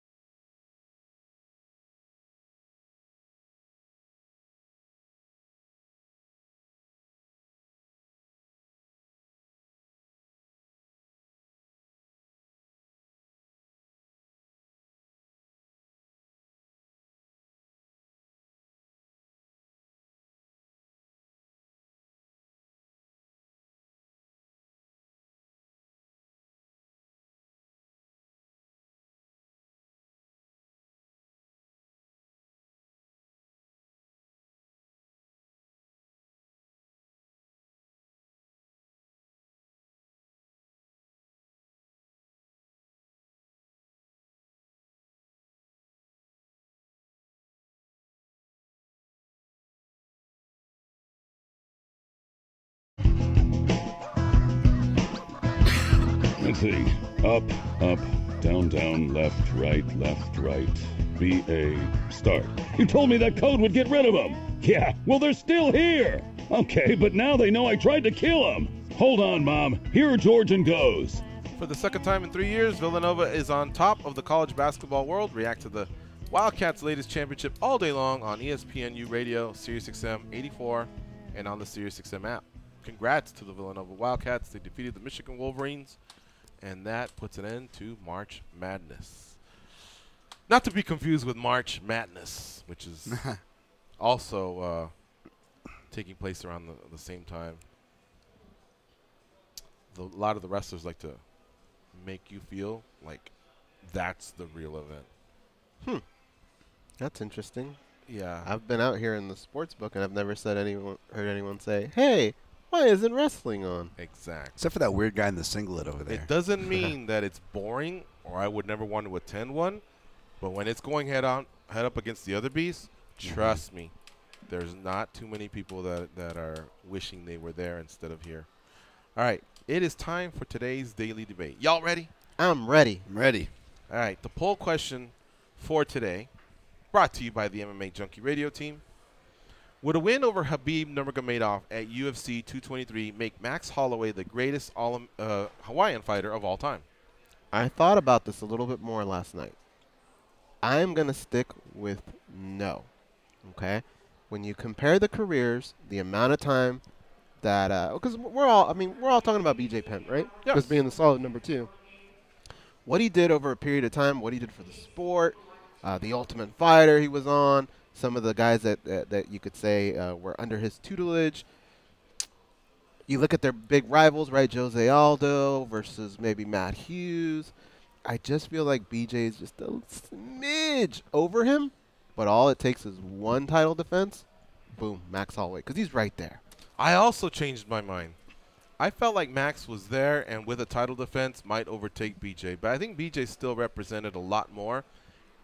It's just that Max is going to catch him, right? Now, a good start would be Saturday, but even if he doesn't, there's just so many things that are going to happen in Max's career that didn't happen to BJ, like probably a stadium show in Hawaii. He'll probably have a gig on Tough, and so now when you start to stockpile all of his resume like that, it will probably match BJ's. And remember, BJ also had the ending of his career, which if you want to hold that against him, fine. I think his greatness was at his apex when he still had an outstanding record, testing himself versus fighters of all weight classes. So I feel like it is BJ Penn at this moment. A win over Saturday closes the gap dramatically. But even then, I still think it'll be about another year or 2 years' work. That much? And then it'll be – well, I'm talking about he's right there. 3 more fights, and then I think that'll be it. How about you, Dan? I gotta say, I love Max Holloway, but I don't think he's there yet. He could be, but you gotta remember, BJ Penn was the first American to earn a gold medal at the Jiu-Jitsu Mondials. This is before he even stepped in MMA. Comes in, knocks out his first 3 opponents, wins a two divisional champion, and just more importantly, kind of like I lay out in my lightweight division article, he really opened the doors for guys like Max Holloway, Conor McGregor to even be a draw. You know, he was one of the big draws back in the day, and when the UFC was in its golden era. You know, pulling in 400K or 500K pay-per-view buys, numbers that actually still stand and would hold really strong in today's climate. BJ Penn was doing it back then, back when the UFC wasn't even having a faith in the lighter weight classes. He opened these doors, and that just speaks so loud, man. I think that's still a mountain comparison to what Max Holloway's done. So check this out. 1,326 of y'all voted. 87% said yes. 13% said no. Wow. I thought it'd be either closer. Are we homers? Well, I'm in disagreement. Was she old school? Short-term memory? I think so. Old school. I think a little bit of the old school. Okay. I think this is a young crowd. And look, what Max is doing right now is fabulous, and what he could be doing on Saturday is historical. Only one other fighter has done it. Simultaneous. Right. So I get it, man. I get it. You know, sometimes if you just think about maybe the last 36 months or what have you done for me lately, I get it. But that's not how we thought it out, and we're old school. So there you have it. That's today's daily debate. All right, so let's continue on here with a couple quick calls. Then we got to get Mike Brown on the phone. All right, let's talk to Orlando in Connecticut. What's up, Orlando? Yo, what's up? You guys there? Yeah, long time no hear. Yeah, I've been busy with work. But, all right, I'm in a dilemma, and I need some advice from you guys. Okay. So I got tickets to UFC 223, right? I'm in Connecticut, more toward Massachusetts. And Sunday night, I get an email from my son's boxing coach saying that my son is in a tournament on Saturday night at 7 o'clock. So do I be a good dad and I go to my son's boxing tournament? Or do I be a crappy dad and go to the UFC event with my wife? Crappy dad. Put laxative in his food, say he's sick, and go to the event. I was going to say, if you go to the event, take your son and talk him out of the tournament. I don't know. How often are these tournaments? Like, is he in 30 per year, or how much does this tournament mean to him? No, my son is 10, and he's been doing this for about 2 years now, and he finally got into one of these tournaments. So he's been practiced. He goes 3 times a week. He used to do jiu-jitsu, but he didn't like it as much as boxing. So I'll side on the other side of these guys. And all that. I'll side on the other side of these guys, man. As a young kid who grew up doing martial arts, and the father figures were sparse, but when they were there, they were damn important, man. So it might suck, but I'll go opposite of these guys. I say suck it up, be there for the kid. What I was gonna say was ask the kid, hey, would you rather not do your tournament and go to the fights with me? If he's going to the fights with you, then I'm down with it. But it sounds like that day was already centered around your son. The wife doesn't want him. The wife doesn't want him to go to a UFC event. She thinks the crowd is a little too rough. Well, look, man. Go with your son. I'm gonna go with all the sports that I played in my life. I don't remember every single game. I do remember times when my dad was there, and he was there for most of them. But I can't really recall. Man, he missed this one or this or that. And if I did, I get over it. But I'll tell you what, if Max Holloway beats Habib and takes that gold, you're going to kick yourself for not being one of the guys that said, I was there when that shit happened. Because people will remember that for ages. You got a big decision to make, Orlando. It's good to hear from you, man. I'll still buy you a beer if you go, by the way. All right, we'll see you. Brian from Boston, what's on your mind, man? Yeah. Hey, boys. Hi. You know what? I'm a little displeased with the direction of a couple of things. One, I don't like the way Sirius Radio is headed. There's far too much pro wrestling. Every time I flip it on, it's a couple of shitheads talking about women's division pro wrestling, making me crazy. Staying with wrestling, on the MMA side, I'm tired of the CM Punk talk, and I'm tired of the Brock Lesnar talk. So I have a solution. The two of them fight each other. Lesnar freaking beats CM Punk to a pulp. We never hear from him again. Then Lesnar gets pinched for doing drugs again, and he's gone for 4 years. Problem solved. My third bitch. The last couple of pay-per-views, I feel like they've been a dual promotion between Invicta and WEC. I don't like the way the UFC is headed. And even this weekend's fight, it's a nice fight. But what's it mean? It just muddies up the 145 division, and then depending on who wins, it muddies up the 155. So if I pull it back, right now 145 is muddied, 155 is a mess, 170 is unclear, 185 is settling down, and the rest of the divisions are fine. But the last 5-6 months, I don't like where MMA is headed. Yeah. What about the fights at the end of the day? And God forbid if it's a tie, or sorry, a draw. Oh, what do you do with the still have belts? an interim champion. You still have an undisputed Jesus champion. Christ. Although they said once the fight starts, the other guy's stripped, but you really wouldn't have an undisputed champion. I think they would have to promote Tony to the undisputed champion if they actually strip Conor the minute the first punch is thrown. Yeah. He's stripped. Now what happens, you know? And if the other two drew, then one guy returns to 45, Habib takes a draw, and Tony becomes the undisputed champion. But anyway, Brian, I understand exactly what you're saying. You make great points. Look, there is pluses and minuses to the money fights, the pound-for-pound fights, and we do get excited about them. But you're right. This wasn't one that needed to happen, and that's why a lot of people have a problem with it. And so I respect your opinion. We got to move on, my man. Thank you very much for the call, all right, bud? Folks, we got to take our second commercial. It's MMA Junkie Radio on Sirius XM Rush 93. Stay close. We'll be right back with American Top Team head coach Mike Brown.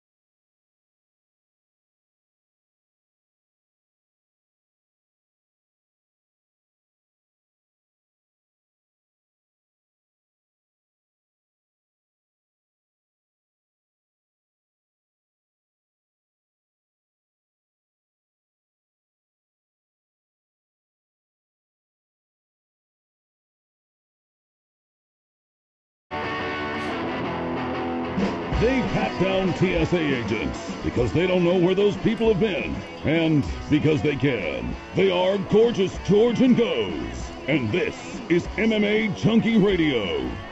As the attention of the college sports world turns to spring football and baseball, follow your school on one of the SiriusXM's college conference channels. SEC Radio is on channel 374, ACC Radio is on 371, and Pac-12 Radio is on channel 373. Check them out on your radio or on the SiriusXM app. Our next guest will be in the corner of Joanna Jędrzejczyk as she challenges Rose Namajunas for Rose's strawweight title. That's 115 pounds. It takes place on Saturday. It is a pay-per-view. This is a rematch of their fight from this past November, and it is the co-main event to Khabib Nurmagomedov and Max Holloway, who will be fighting for the undisputed lightweight title. Joining us now on the hotline is Coach Mike Brown. What's up, Coach? How you doing? Everything's good here, kicking it in Brooklyn. All right. Hey, is it just Joanna's the only American top team fighter this weekend? No, we actually have Moicano is fighting just before her against Cater. He's a very talented fighter, 145-pounder, super talented guy. Excited to see him perform. Okay. And, yeah, I think that's it. That's it. And will you be able to corner Moicano and Joanna, or will you be in the back with Joanna while Moicano's fighting? Yeah, unfortunately, I can't. I actually wanted to. I started working with him a bit for this camp. This is his first full camp with us. He visited once before, but it's just too much of a distraction because he's a fight before. But he's going to do great, and he's an awesome fighter, and I really look forward to this kid and what he can do in his future. Yeah, definitely, man. He's a beast. I was out in Anaheim. I know he took a loss to Brian Ortega, but that was an awesome fight, and he was definitely in it. So I'm anxious to see how he rebounds against Cater, who's also a great fighter. Yeah, that's his only loss, and things are really put into perspective. When Ortega showed what he can do against a guy like Frankie Edgar. Moicano is one loss, and he was doing great with Ortega at that point in the fight, and he also has a win over Jeremy Stevens. He's definitely championship material. Do you say the same thing to the fighters as your final instructions, whether it's male or female, or regardless of the fight? Is there like a patented phrase that you have, or is it different from each fighter? It's like with Moicano, he'll be leaving the locker room. What do you think is the last thing you'll tell him? And then for Joanna, what do you think is the last thing you'll tell her before they both actually step into the cage? Oh man, I don't know. I guess it's tough for everybody, but maybe usually the last thing I tell them is, hey, I love you. Do your thing. That's it. The instructions are done. It's we're all together here. We worked hard, and the work is done. Now go have fun and perform. Also, when you see them in between rounds, have you already rehearsed what kind of posture and attention that you demand from them so that you can make the most out of those 50 or 55 seconds? Is it all, do you play it just off the cuff, or is that something you guys work on in the gym? Hey, listen, once we put the stool down, we get the ice bags out, and we start communicating, this is what I need from you. How does that work out with each fighter? It varies for each fighter. Sometimes, you got to know what they like. Some fighters like to stand up in between rounds. Some people like ice. Some don't like ice. Some like to hold their water. But of course, always instructions. It's off the cuff, and we have to wait to see how the fight's going and make some strategy changes. But everything else is kind of figured out beforehand, depending on what the fighter likes. Joanna, we were talking about her earlier, and one point that I was making was, and I saw this with Ronda, and I saw it a little bit with Joanna, she's had a little bit of trouble adjusting to taking that loss. Is that just something that helps sell the next pay-per-view, or do you feel like she was at peace with what happened this past November, and have you been able to center her, and get her ready for this next fight versus Rose? thought she handled it very well. Handled it better than most people would. Handled it better than I would.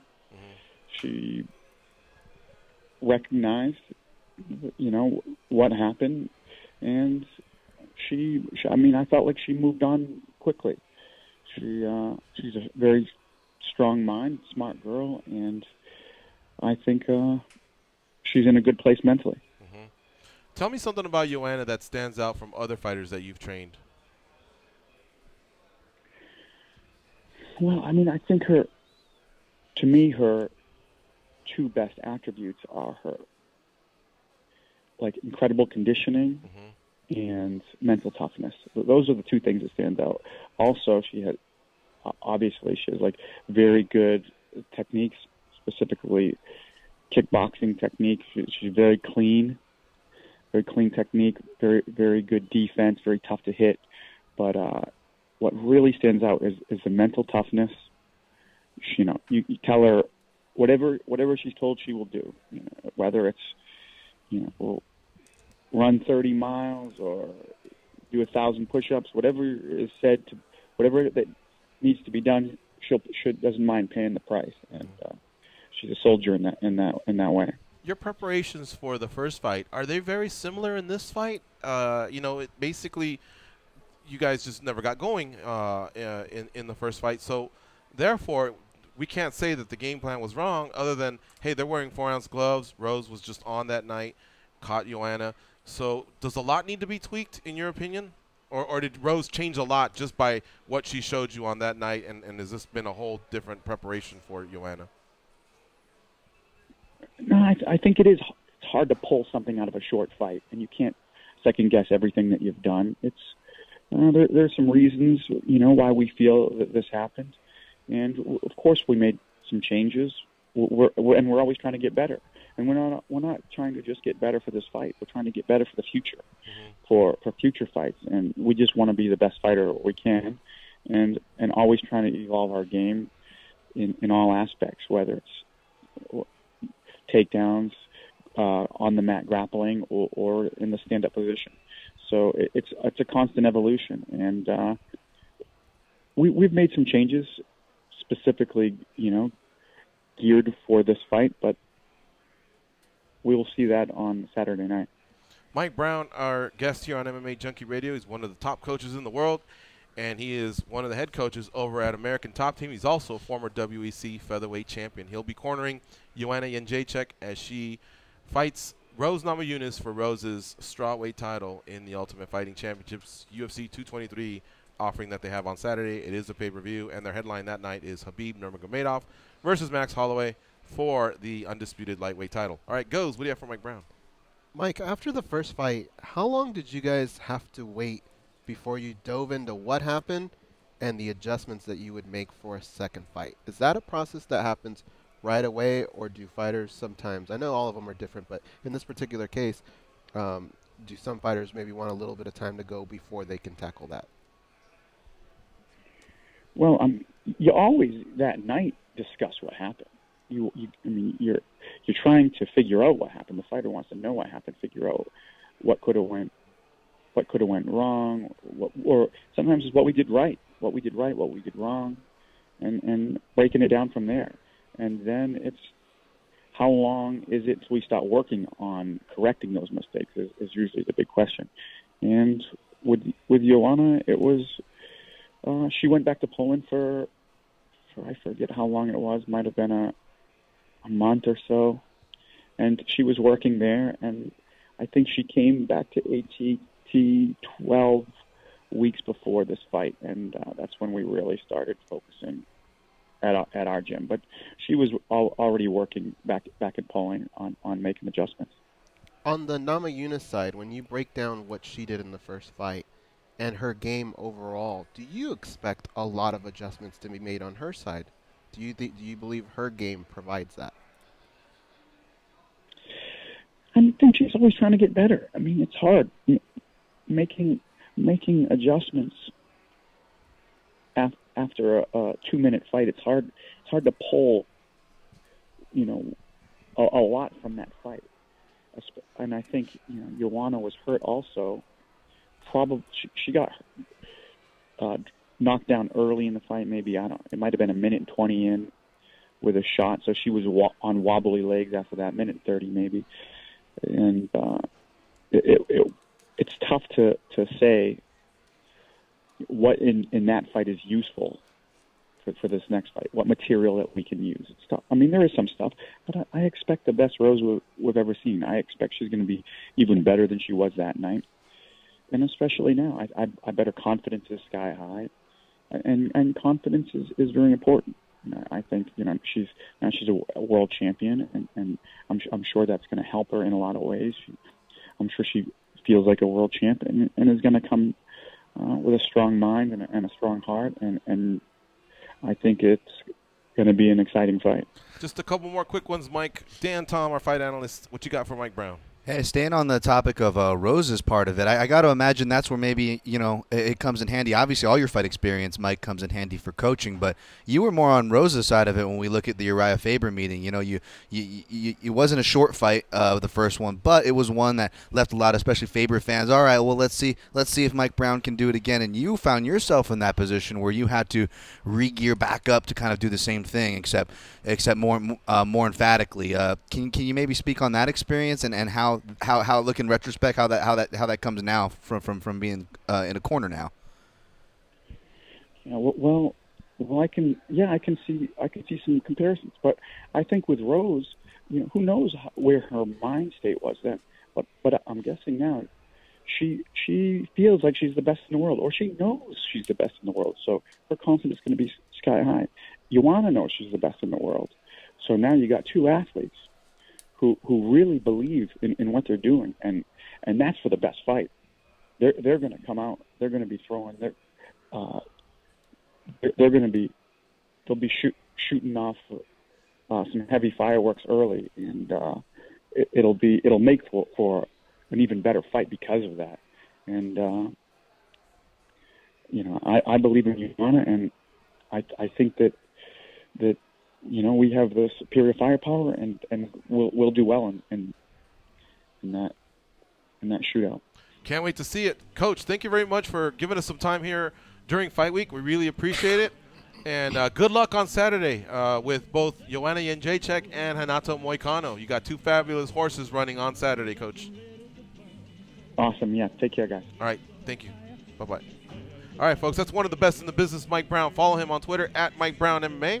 He's a former WEC world champion, and now, man, you talk to any of them fighters or any of them notables that are attached to the American Top Team camp, and they'll tell you this guy is running the ship down there, and that's why you see him in a lot of corners of a lot of great fighters.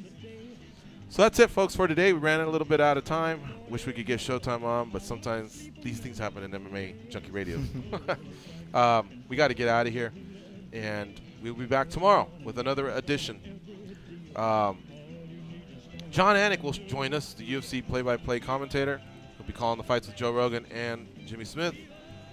Keith Lee, Kevin Lee's younger brother, who's 3-1 in mixed martial arts, also out of Extreme Couture. He'll co-host with us. Might have another guest or two. So tune in tomorrow, 10 a.m. Pacific, 1 p.m. Eastern. For Goes and Danny and Dan, I'm George. Go out there, be a champion. Never be the same again.